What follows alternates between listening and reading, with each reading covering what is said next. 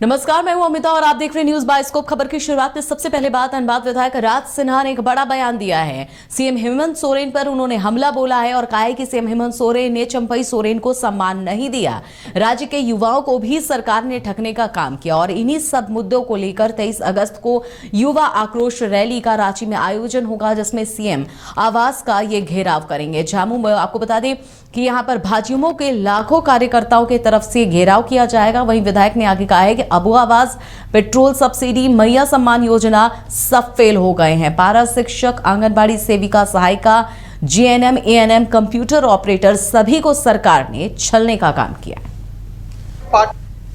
सभी लोग नाराज चल रहे हैं। ये तो इनकी करिस्तानी बता रही है ना, उनके पार्टी के लोग ही आज उनसे। अब चंपई सोरेन जी कितने वरिष्ठ हैं, शिबू सोरेन जी के साथ लगातार उन्होंने पार्टी की सेवा किया है, इसे कोई इनकार कर सकता है क्या? आज उनको जब सम्मान पर ठेस लगा तो आम आदिवासियों की क्या हश्र है, यह आप अंदाज लगा। आप लोग के संपर्क में है क्या? अब ये तो हमसे, मैं तो धनबाद में भैया कि हमारे संपर्क में है, मैं ये क्यों बता सकता हूँ। भाजपा के संपर्क में ये कोई नहीं, उनको अगर आना होगा भाजपा में स्वागत है, लेकिन ऐसा कोई संपर्क में है कि नहीं है, ये तो आप उनसे पूछिए। सभी लोग। और बोकारो विधायक विरंची नारायण ने प्रेस कॉन्फ्रेंस कर कहा है कि बंगाल के नक्शे पर झारखंड में सरकार चल रही है, जिसके कारण राज्य के युवा आक्रोशित है और इसके लिए भाजपा के युवा मोर्चा 23 अगस्त को मुख्यमंत्री के आवास का घेराव करेंगे। कार्यक्रम में राज्य के सभी जिलों के युवा मोर्चा के कार्यकर्ता भाग लेंगे। उन्होंने कहा है कि हेमंत सोरेन राज्य की जनता से जो वादा किए थे उस पर वो खरा नहीं उतरे। उन्होंने कहा है कि होमगार्ड, सहायक पुलिसकर्मी हो, उन्होंने सबको परमानेंट करने की बात कही थी। बेरोजगारी भत्ता भी उन्होंने गारंटी दी थी इसके लिए भी, लेकिन हेमंत सोरेन की सरकार बांग्लादेशियों को राज्य में तरजीह देकर वोटर बना रही है।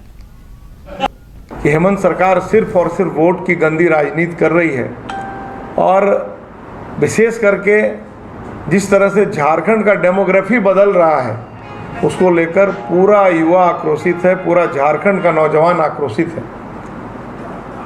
बंगाल के रास्ते पर झारखंड सरकार भी चल रही है। जिस तरह से बंगाल में ममता बनर्जी ने बांग्लादेशी घुसपैठियों को बुलाकर बाकायदा उनका मान सम्मान किया, उसे वोटर बनाकर, और बंगाल के जो लोग हैं उनके हक और अधिकार को छीनने का काम किया। उसी रास्ते पर हेमंत सरकार भी बांग्लादेशी घुसपैठियों को प्रश्रय दे रही है, उनको वोटर बनाने का काम कर रही है और जिससे यहाँ के जो लोग हैं उनका हक और अधिकार छीना जा रहा है।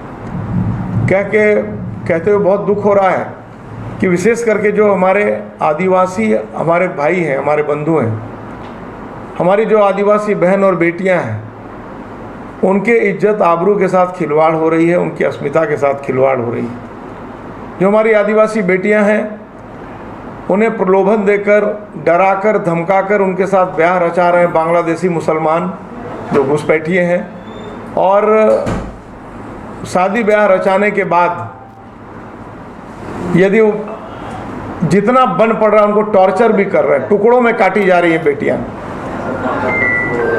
लव जिहाद के बाद लैंड जिहाद भी कर रहे हैं। आज सैकड़ों एकड़ जमीन आदिवासियों की बांग्लादेशी घुसपैठियों के कब्जे में हो गई। 100 रुपये, 150 रुपये, 200 रुपये डिसमिल जमीन आदिवासी से शादी करके, जमीन में आदिवासी लड़की के पिताजी का नाम रहता है, लेकिन जो मुसलमान घुसपैठिया है बांग्लादेशी वो उस पर कब्जा जमाए रखता है। आज 100-100, 200 एकड़ ज़मीन का मालिक हो गया है। ऐसे में पूरी सभ्यता और संस्कृति उनकी समाप्त हो रही है, उनका अर्थतंत्र नष्ट हो रहा है, उनका ज़मीन जायदाद, खेती बाड़ी सब चीज़ समाप्त हो रहा है। बोकारो के भाजपा विधायक समूह के सचेतक विरंची नारायण ने सीएम पर तंज कसते हुए कहा कि उन्हें आदिवासियों से नहीं बल्कि कुर्सी से प्रेम है। उन्होंने कहा कि यदि आदिवासियों से प्रेम होता तो वे चंपई सोरेन के साथ अन्याय नहीं करते, राज्य की जनता को भी सोचना चाहिए। उन्होंने कहा कि चंपई सोरेन को दूध में गिरी मक्खी की तरह उन्होंने फेंक दिया, सिर्फ अपनी कुर्सी के लिए। पूरा झारखंड जानता है कि चंपई दा के साथ अन्याय हुआ है। जो लोग आदिवासी प्रेम की बात करते हैं, हेमंत सोरेन जी ने साबित कर दिया है कि वस्तुतः उन्हें आदिवासी प्रेम नहीं, उन्हें कुर्सी प्रेम है। और अगर आदिवासी प्रेम होता तो शिबू सोरेन जी के साथ, उनके पूज्य पिताजी के साथ काम किए हुए चंपई सोरेन जी को दूध की मक्खी की तरह निकाल कर सिर्फ 3 महीना जब चुनाव में बाकी है तो क्यों फेंक दिया। झारखंड की जो जनता ये सवाल हेमंत सोरेन जी से करना चाहती है। इसलिए मुझे लगता है कि जो अन्याय किया है चंपई सोरेन जी के साथ, जो अन्याय किया है हेमंत सोरेन जी ने, चंपई सोरेन जी बहुत दुखी होकर, व्यथित होकर उन्होंने पत्र लिखा है। अब हम लोग भी इंतजार कर रहे हैं कि चंपई सोरेन जी का आगे कदम क्या होगा। मतलब जो आहत हुए हैं उनको हम राहत क्यों देंगे?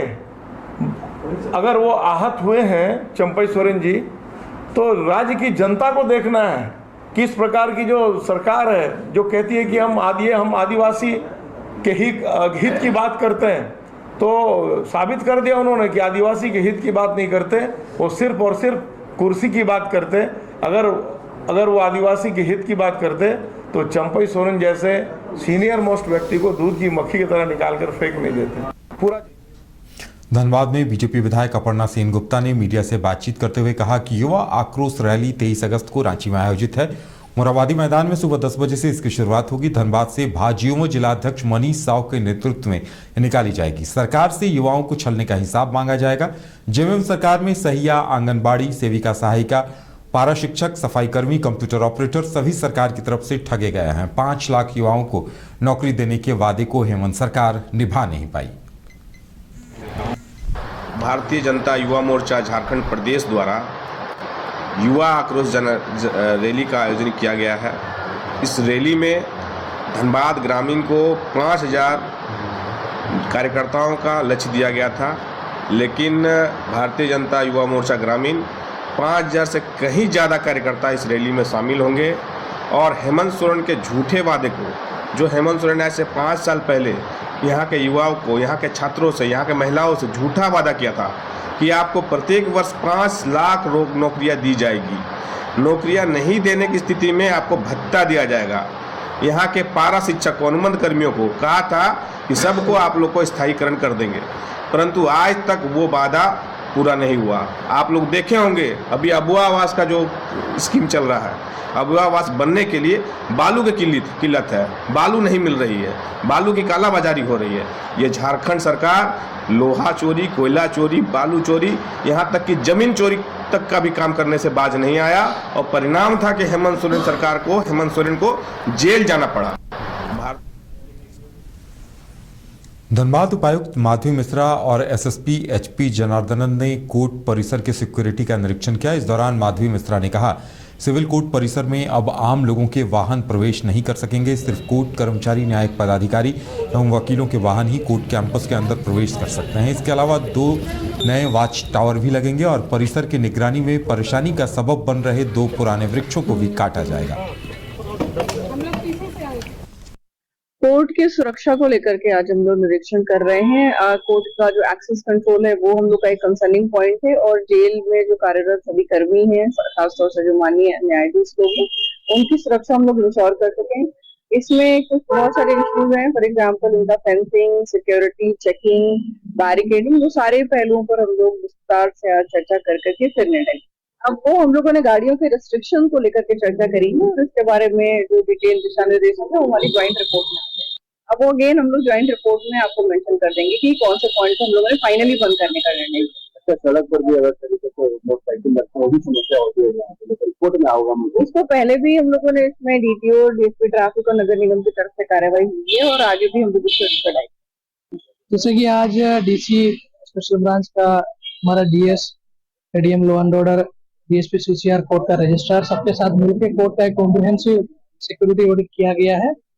यहाँ पे सिक्योरिटी को बीफ अप करने के लिए हम लोगों को अभी क्या क्या इंटरवेंशन जरूरत है उस पर भी चर्चा हुआ। उसका एक विस्तृत रिपोर्ट हम लोग बना रहा है, ये रिपोर्ट सरकार को भी चले जाएंगे और उस पर जो सिक्योरिटी बढ़ाने के लिए जो भी हमारा रिक्वायरमेंट है उसका भी रिपोर्ट हम लोग सरकार को करेंगे। खास करके यहाँ सिक्योरिटी को लेकर हमको ये समस्या हो रहा है कि जो पब्लिक का गाड़ी भी हमारा वकील और कोर्ट का कर्मी के गाड़ी के साथ साथ यहाँ पे आ जाता है, इसका हम लोग डिफरेंशिएट नहीं कर पाता है। और 2019 में यहाँ कोर्ट कैंपस से ये गाड़ी से एक हथियार बरामद होने का भी घटना घटा है। अभी हम लोग कोर्ट के अंदर खड़ा होने वाला गाड़ी का रेस्ट्रिक्शन हम लोग शुरू करेंगे, एक्सेस कंट्रोल शुरू करेंगे। उसके साथ साथ जो बार का जो मेन एंट्रेंस है वहां पर भी 2-3 पॉइंट कोर्ट की ओर आने का है, वो भी हम लोग बार का प्रेसिडेंट के साथ मिलकर, पीडीजे साहब के मिलकर बात करके एक रेस्ट्रिक्शन, एक सिक्योरिटी एक्सेस कंट्रोल करने की कोशिश अभी हम